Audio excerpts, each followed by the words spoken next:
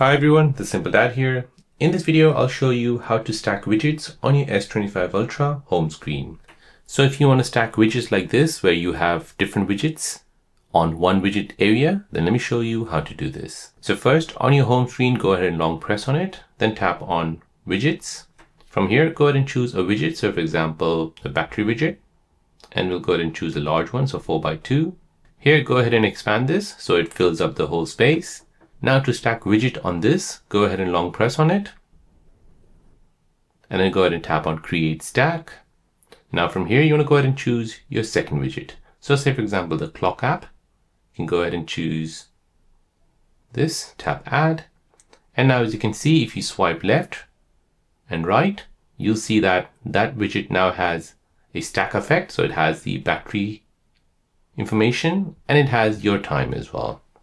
So that is how to stack your widgets on your S25 Ultra home screen. If you're new on the channel and you want to find out more about your iPhone, your Android phone, or any other social media apps, then don't forget to subscribe to this channel to become a part of the Simple Dad community. Hit the like button if you find this video useful.